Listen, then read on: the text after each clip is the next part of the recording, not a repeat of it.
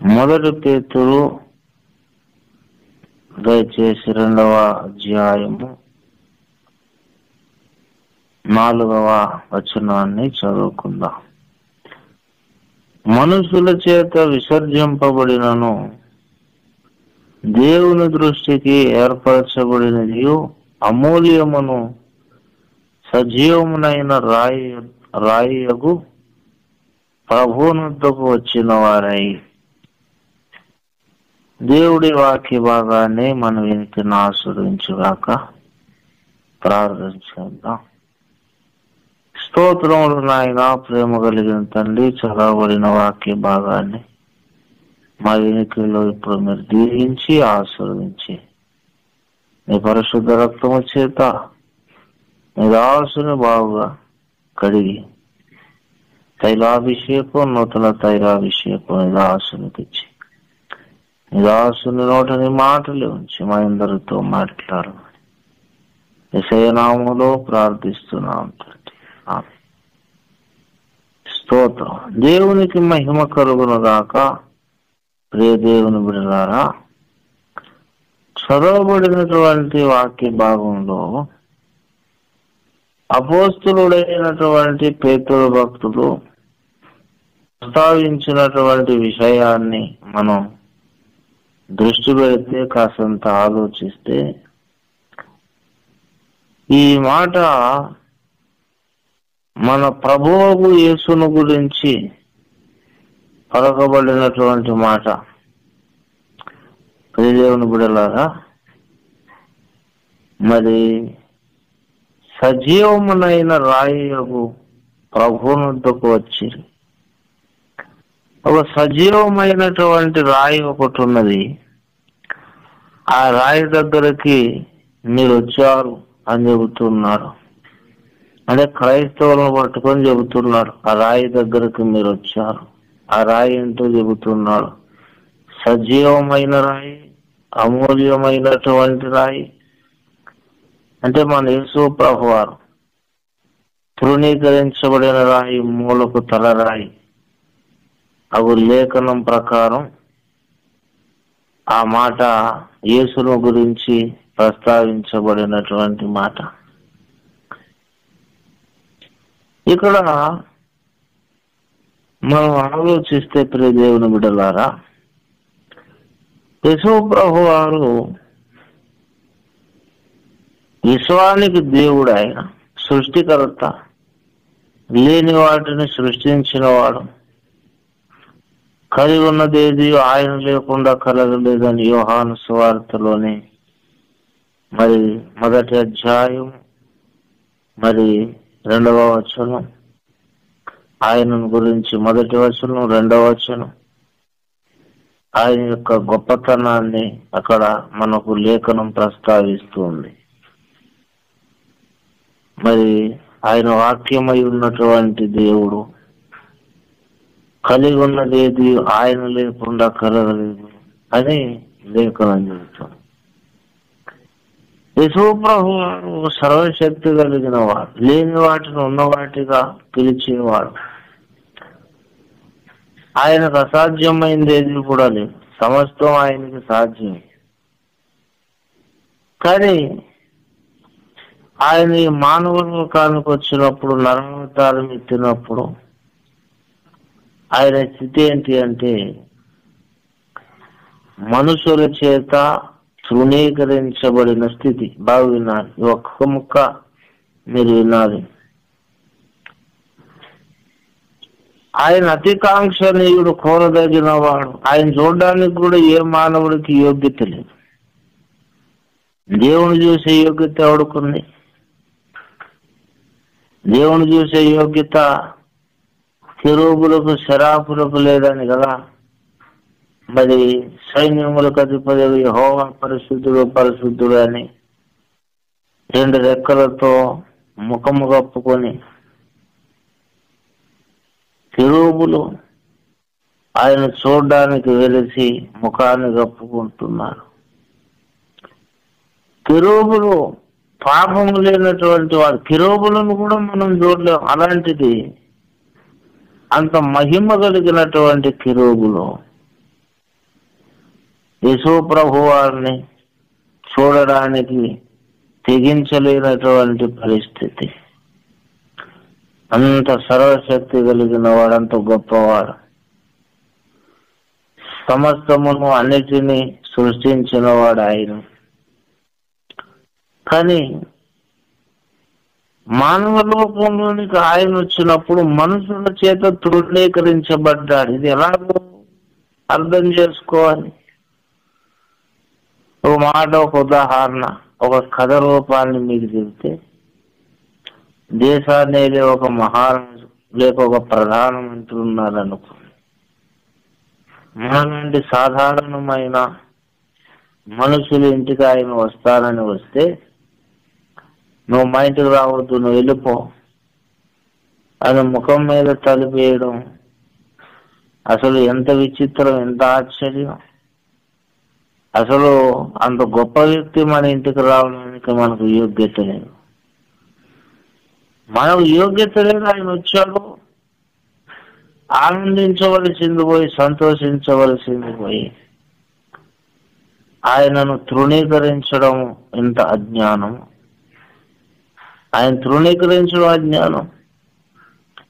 అలాగే విశ్వాన్ని సృష్టించినటువంటి దేవుడు నరావతారం ఎత్తి మానవ లోకంలోనికి వస్తే ఆయన మనుషులు తృణీకరించారు. మనుషుల చేత తృణీకరించబడ్డాడు. యేసు ప్రభు వారు మనుషుల చేత విసర్జించబడ్డాడు. అదే మనం చదువుకున్న మూలవాక్యం. మనుషుల చేత విసర్జించబడినను అనే మాట అక్కడ వాడబడింది. బాగా వినాలి. ఆయన వద్దకు వచ్చాం, మనుషుల చేత విసర్జించబడిన వాని దగ్గరికి నువ్వు వచ్చావు. క్రైస్తవ జీవితం అంటే ఏంటి?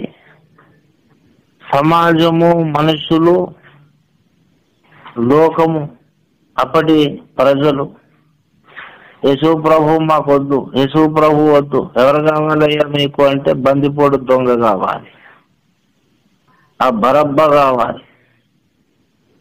బరబ్బ ఎవడు చెప్పండి? రాత్రుల్లో వాడు దారి కాల్చి ఎవడైనా మంచి విలువైన వస్తువులు, డబ్బు సొమ్ము, డబ్బు మూట పట్టుకుని వెళ్తూ ఉంటే వాడిని భయంకరంగా కొట్టి వాని దగ్గర డబ్బు లాక్కొని పారిపోయి అవసరమైతే చంపే ఒక నరహంతకుడు బరబ్బా. ఆ బరబ్బ మాకు కావాలి, యేసు మాకొద్దు. పరిశుద్ధుడు, నీతిమంతుడు, ఏ పాపము లేనటువంటి వాడైనా యేసు వాళ్ళకు నచ్చలేదు. యేసు మాకొద్దు. ఈ పండుగలు ఎవరిని కొన్ని రిలీజ్ చేయాలి, యేసుని రిలీజ్ చేస్తాను, యేసుని విడుదల చేస్తాను అంటే, పండుగలు ఎవరినొకరిని విడుదల చేయడం ఆనవాయితీ అయితే, ఆ ఆనవాయితీ యేసుకొద్దు. బరబ్బా అనే వాడిని వినిపించండి. బరబ్బా అనే వాడిని మీరు ఆ ఆచారం ప్రకారంగా బయటకు పంపించండి. అంటే ఒక బందిపోడు దొంగను కోరుకుంటున్నారు.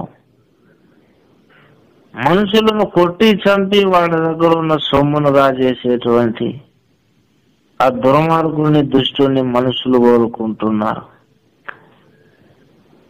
ఏ దేవుడు సర్వ ప్రపంచములను సృష్టించాడో పరిశుద్ధుడు, నీతిమంతుడైన వారు మాకొద్దు అంటే ఒకటే మీరు బాగా ఆలోచించాలి. యేసు ప్రభు మనుషుల చేత తృణీకరించబడ్డాడు. మీరు బాగా ఈ మాట మీ బుర్రకెక్కాలి. యేసు ప్రభు ఎవరి చేత తృణీకరించబడ్డాడు? మనుషుల చేత ఈయన మాకొద్దు. ఆయన ఎవరికి ఇష్టం లేదు. చుట్టూ ఉన్న సమాజంలో రకరకాల మనుషులను వాళ్ళు ఇష్టపడుతున్నారు. ఆఖరికి ఒక దొంగను వాళ్ళు ఇష్టపడుతున్నారు. కానీ యేసయ్య మాకొద్దు. ఎందుకు మాకు ఈయన మాకు అవసరం లేదు, ఈయన మాకు అవసరం లేదు, ఈయన మాకు అవసరం లేదు. అది యేసును నిర్దయగా, దయ లేకుండా, నిర్దాక్షిణ్యంగా ఆయనను తృణీకరించారు. ఇది మనం గుర్తుపెట్టుకుంటే, మనుషులందరూ కలిసి ఎవరిని తృణీకరించారు? మనుషులందరూ కలిసి మాకెవరొద్దు అని అన్నారు. ఆయన దగ్గరికి మనం వచ్చాం. This is a Christian life. ఇది క్రైస్తవ జీవితం.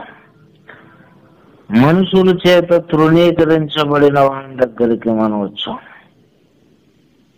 అయితే ఆయన చేత మనం ఏర్పరచబడ్డాం. ప్రియ దేవుని బిడ్డలారా, యేసు ప్రభువు వారు మనుషుల చేత తృణీకరించబడిన వాడే గాని తండ్రి చేత, దేవుని చేత తృణీకరించబడిన వాడు కాదు.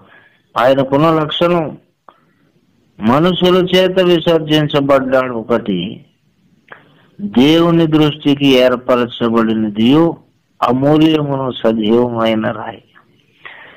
అంటే దేవుని దృష్టికి అమూల్యము ఏర్పరచబడిన వ్యక్తి, ఇలా దేవుడు కోరుకుంటున్న వ్యక్తి. యేసు ప్రభు వారు ఆయన ఒక మధ్యలో నిలబెడితే మనుషులేమీ ఈయన మాకొద్దు అనేమో మనుషులు మాట్లాడుతున్నారు. దేవుడు అంటాడు కదా, ఈయనని నేను ఏర్పాటు చేసుకున్నాను. ఈయన నేను ఏర్పాటు చేసుకున్నాను. అమూల్యమైనటువంటి రాయి, సజీవమైనటువంటి రాయి, దేవుని చేత ఏర్పరచబడిన, దేవుని దృష్టికి ఏర్పరచబడినది అమూల్యమును సజీవమైన రాయి. అంటే దేవుడు ఏర్పరచుకున్న వ్యక్తి అమూల్యము, సజీవము, దేవుని దృష్టికి చాలా గొప్పవాడు. దేవుని దృష్టికి ఏమో ఇతడు గొప్పవాడు. అసలు దేవుడే ఇతన్ని ఏర్పాటు చేసుకున్నాడు. ఈ పని కొరకు ఆయనను దేవుడు ఏర్పాటు చేసుకున్నాడు. మనుషులకేమో ఈయన ఇష్టం లేదు, ఈయన తృణీకరించారు. మనుషులు ఎవరిని తృణీకరించారో ఆయన దగ్గరికి మనం వచ్చాం అనేది ఒకటైతే, దేవుడు ఎవరిని ఏర్పాటు చేసుకున్నాడో ఆయన యుద్ధకు మనం వచ్చాం. ఈ బాగా వినాలి, ఈ మాట మీరు బాగా వినాలి. మనుషుల చేత తృణీకరించబడిన యేసు దగ్గరికి నువ్వు వచ్చావు గనక నీవు మనుషుల చేత తృణీకరించబడతావు. దేవుని చేత ఏర్పాటు చేయబడిన వ్యక్తి దగ్గరికి నీవు వచ్చావు గనక దేవుని ఏర్పాటులో నీవు ఉంటావు. ఈ రెండు ఏకకాలంలో ఉంటాయి. యేసును సమాజము ఎలాగో, యేసుతో సమాజము ఎలా వ్యవహరించిందో నీతో కూడా అలాగే వ్యవహరిస్తుంది. యేసయ్యకు ఒక దారి, నీకొక దారి లేదు. యేసు ఏ దారిలో నడిచాడో చచ్చినట్టు కష్టమైన నష్టమైన నువ్వు ఆయన దగ్గరకు వచ్చావు కనుక అదే దారిలో నువ్వు నడవాలి. ఈ లోకం ఆయనకి పూల పానుపులు వేస్తే నీకు పూల పానుపులు వేస్తారు. ఈ లోకం ఆయనకు కిరీటం పెడితే నీకు ఈ లోకం కిరీటం పెడుతుంది. ఈ లోకం ఆయనను సన్మానించి సింహాసనం మీద కూర్చోబెడితే నీకు కూడా సన్మానం చేసి నీకు కూడా సింహాసనం మీద లోకం కూర్చోబెడుతుంది. కానీ సమాజం యేసును గౌరవించలేదు, సమాజం యేసును ఘనపరచలేదు. భయంకరమైన నిష్కారణమైన ద్వేషముతో యేసు మీద తిరగబడ్డారు. ఒక మాట నేను అడుగుతున్నాను, యేసయ్య మీద ఎంత ద్వేషం లేకపోతే వీడిని సిలువేయండి అని ఎలా కేకలేస్తారు? అప్పుడు సమాజంలో యేసు మీద ఉన్న వ్యతిరేకత మాటలకు అందనంత ఎక్కువ. వీడిని సిలువేయండి, ఊరికే ఆ మాట మాట్లాడగలమా? ఒక మాట నేను అడుగు, ఒక మన చుట్టము కాదు, మన స్నేహితుడు కాదు, మన బంధువు కాదు, ఒకరిని పట్టుకొని వాడిని సుత్తితో వాడు తలగొట్టి మొత్తం చంపి వాడే అనగలవా? మీరు అనగలరా మాట? వాడు ఎవరో మనకు తెలియదు, వాడిని పట్టుకొని కత్తులతో నరకండి, ముక్కలుగా నరికి చంపేయండి అనగలమా? ఆ మాట అనలేం. అలాంటి దృశ్యాన్ని మనం చూడలేం, తట్టుకోలేం. మన బంధువు కాదు, మన స్నేహితులు కాదు, మనకేం కాదు, రోడ్డు అంటుపోతే ఎవరికైనా యాక్సిడెంట్ అయితే మనసంతా విలువలాడిపోతుంది, వాళ్ళు భోజనం చేయలేం, ఆ బాధకు తట్టుకోలేం. ప్రియదేవుని బిడ్డలారా, ఎవరో యాక్సిడెంట్ అయింది చూసాం, తట్టుకోగలమా? అలాంటిది ఈయన శిలువ అంటే ఆశామాషియా? శిలువ అంటే ఒక దెబ్బకి, తుపాకి దెబ్బకి చచ్చిపోతారా? కాళ్ళు చేతులు మేకులు కొట్టాలి. కాళ్ళు చేతులు మేకులు కొడితే మనిషి చచ్చిపోతాడా? కాళ్ళలో చేతుల్లో గుండెకాయ ఖాళీలు ఉండవు. కానీ చాలా దూరం గుండెలో మేకు దించితే ఆన్ ద స్పాట్ చచ్చిపోతాడు. చేతుల్లో కాళ్ళల్లో మేకులు గుచ్చితే మనిషి చావుడు, కానీ చాలా భయంకరమైన బాధకు లోనవుతాడు. ప్రజలు ఏమడుగుతున్నారు? నచ్చకపోతే చంపేసి ఒక దెబ్బకి తలందరికి చంపేసేయండి అనాలి. అంటే వాళ్ళకి యేసు చావడం ఒక్కటే కాదు, యేసు చిత్రవదన అనుభవించాలి. దేర్ ఇంటెన్షన్, వాళ్ళ యొక్క ఉద్దేశం అది. యేసు చావడం కావలసింది మాకు, యేసు చిత్రవద అనుభవించాలి. ఏం చేశాడు మీరు ఆలోచన? ఏం చేశాడు? ఎవరిని సొమ్మైనా అపహరించాడా? ఏం చేశాడు అసలు? అంత చిత్రవదకు యేసును లోను చేయాలనే ద్వేషము అలాంటి ప్రజలలో ఉన్నది అంటే యేసును వాళ్ళు ఎంతగా తృణీకరించారు, యేసును ఎంతగా వాళ్ళు అసహించుకున్నారు. జరిగిపోయింది సంఘటన. కానీ అంతగా లోకము చేత, మనుషుల చేత ద్వేషించబడిన వారిని ఎత్తుకొచ్చాము. క్రైస్తవ జీవితంలో నాకు గజమాలయ్యని కిరీటం పెట్టాలి, సమాజం నన్ను గౌరవించాలి, ఎవరైనా ఏదైనా నేను తట్టుకోను, బట్టను, నేను ఆగను అనే మనస్తత్వం కాదు ప్రియదేవుని బిడ్డలారా. నేను ఎవరి యొద్దకు వచ్చానో ఆయనను సమాజము తృణీకరించింది. నేను ఎవరి యొద్దకు వచ్చానో ఆయనను సమాజం ద్వేషించింది. కాబట్టి సమాజం నన్ను తృణీకరిస్తుంది, నన్ను కూడా ద్వేషిస్తుంది. మరి సమాజం చేత ద్వేషించబడుతూ, తృణీకరించబడుతూ సమాజం అది నా ప్రశ్న. సమాజం తృణీకరిస్తూ ఉంటుండగా ఎలా బ్రతకగలం అంటే ఒకటే మాట, సమాజము తృణీకరించిన, సమాజం అంతా వ్యతిరేకంగా నిలబడిన, నీకు వ్యతిరేకంగా కేకలు వేసిన, ఇంకా నువ్వు సమాజంలో బ్రతకాలి అంటే బాగా వినాలి, సమాజము రీత్యా నువ్వు చచ్చిపోవాలి. సమాజంలో ఉన్నటువంటి మనుషులలో నీవు ఒకడిగా బ్రతకడానికి బ్రతికితే నువ్వు తట్టుకోలేవు, ఈ మార్గంలో నడవలేవు. నీక సమాజంలో ఒకడికి రావు. సమాజం చేత తృణీకరించబడిన వ్యక్తి దగ్గరకు నువ్వు వచ్చావు గనక దేవుని చేత ఏర్పరచబడిన వ్యక్తి, ద సేమ్ టైం యేసు తృణీకరించబడిన వాడు సమాజం చేత, అలాగే తండ్రి చేత ఏర్పరచబడిన వాడు. నువ్వు యేసు దగ్గరకు వచ్చావు కనుక నువ్వు అనుకోవాలి,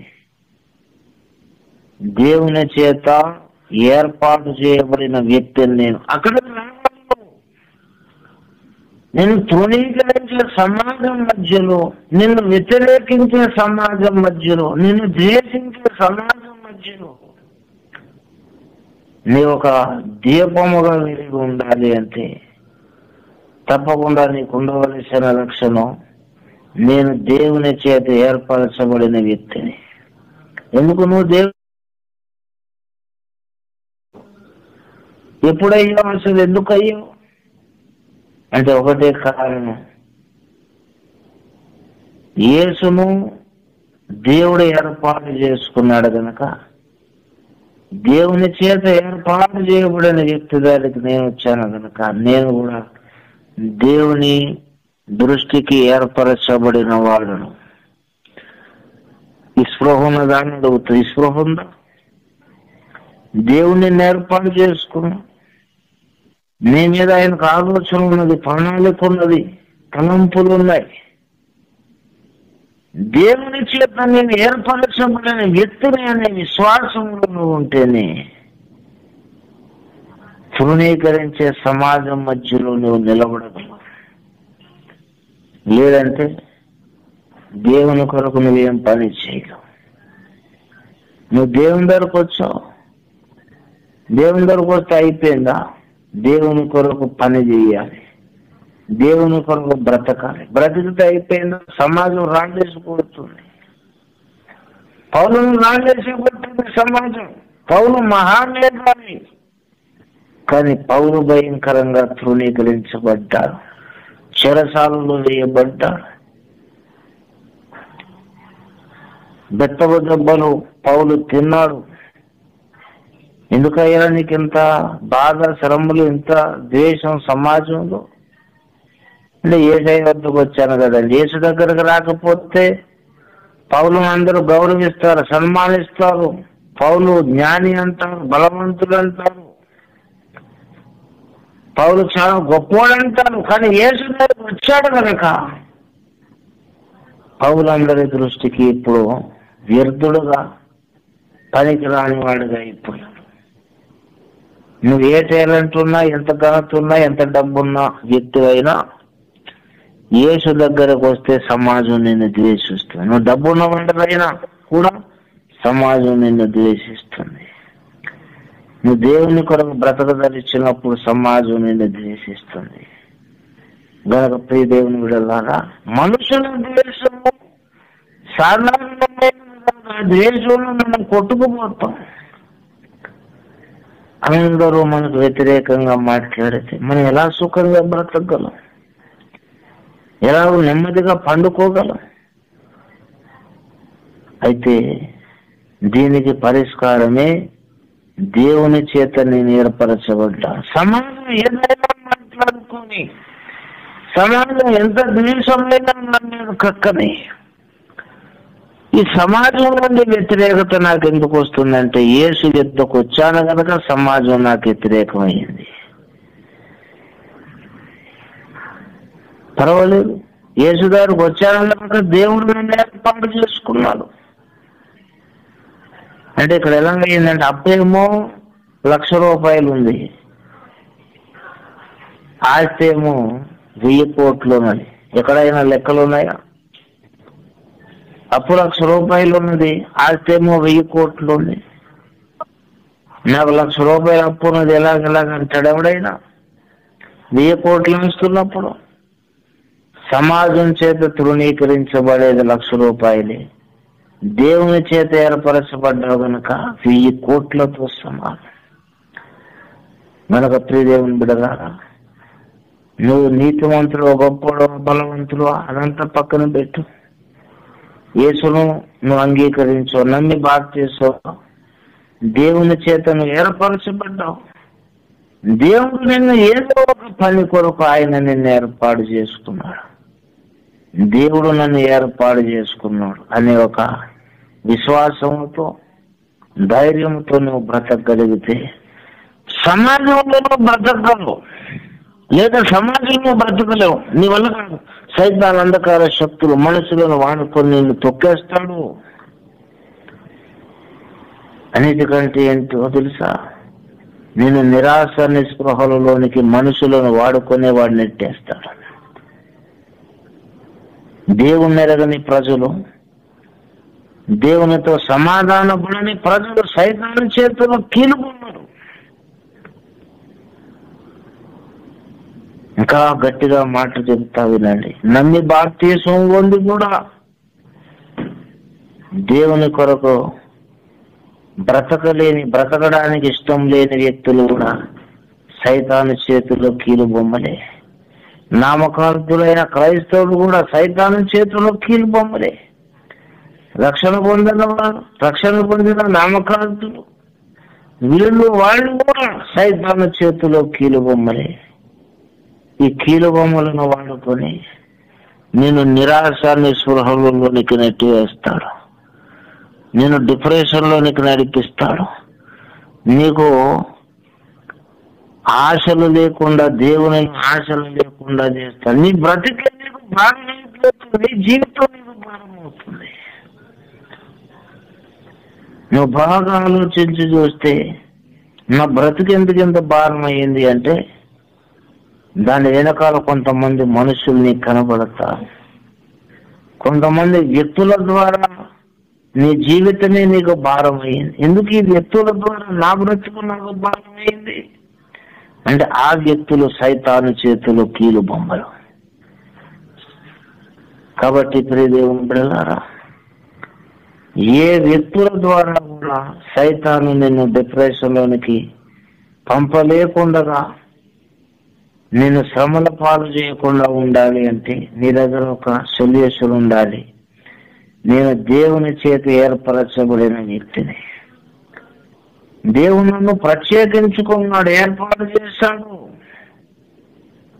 నేను నా స్వాస్థ్యము కాదు, నేను నా దేవుని సొత్తు. లాస్ట్ మాట వినండి, లాస్ట్ మాట. నీవు దేవుని చేత ఏర్పరచబడిన వాడు కదా, అంటే దేవుని యొక్క సరుకు నువ్వు, దేవుని సరుకు.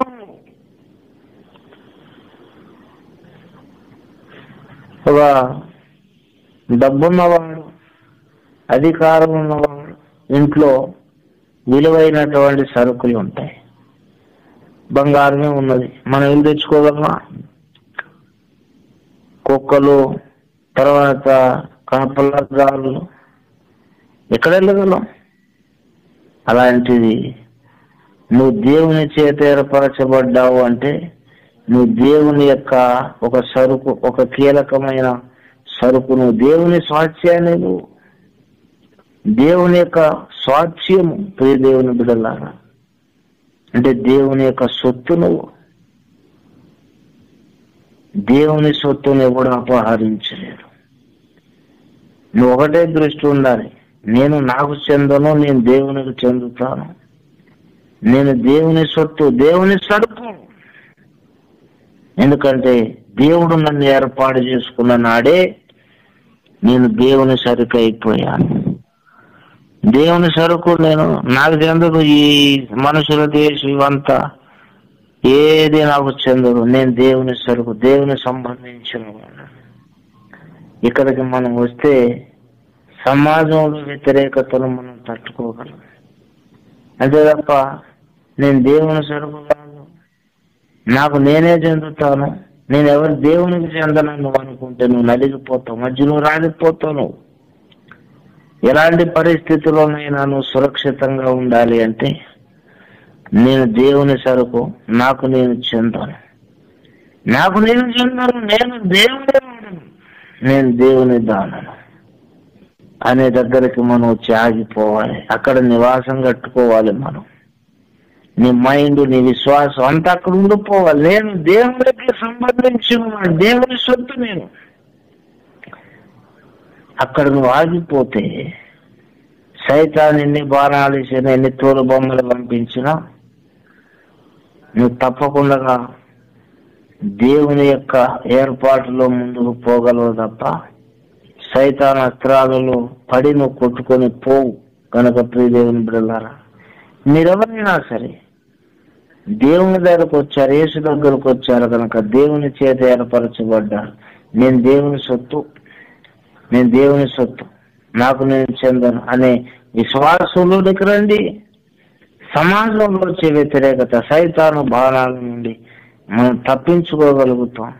యాత్రలో మనం నడవలసి ఇంకా చాలా మార్గం ఉన్నది. నడవలసిన దారి చాలా ఉంది, నడిచింది తక్కువ, నడవలసింది ఎక్కువ ఉంది. ఆ మార్గంలో సురక్షితంగా శరవేగంగా మనం నడుచున్నట్లు నేను దేవుని సొత్తు, నాకు నేను చెందను అనే విశ్వాసం దగ్గరకు వద్దాం. అక్కడ మనం స్థిర నివాసం చేద్దాం. అక్కడ మైండ్ ఉండాలి నీకు. ఆ విశ్వాసం ఉంటే మిగిలిన శేష జీవితం సమర్థవంతంగా 2వ రాకడ వరకు మనం కొనసాగలుగుతాం. ప్రియ దేవుని బిడ్డలారా, మనకు అటు తీర్మానంతో ఆ విశ్వాసం దగ్గరికి, ఆ గొప్ప విశ్వాసం దగ్గరికి మనం వద్దాం. దేవుడి వాక్యాన్ని మన వెనుకని ఆశీర్వదించుగాక. ప్రార్థించండి. స్తోత్రములు నాయన, ప్రేమ కలిగిన వాడా, మరొకసారి నీ వాక్యమును పంపి మా అందరితో మాట్లాడారు. దయచేసి నీ వాక్యం మాలు నువ్వెంతలుగా ఫలింపజేయమని, కూర్చున్న బిడ్డలందరినీ వాక్యం బిడ్డలు దీవించమని యేసు నామమున ప్రార్థిస్తున్నాం తండ్రి. ఆమేన్. యేసు రక్తమునకే జయం, ప్రభు రక్తమే జయం, ప్రభు సంపూర్ణదై కలుగునుగా. ఆమేన్. ఆమేన్. అందరికీ వందనాలు.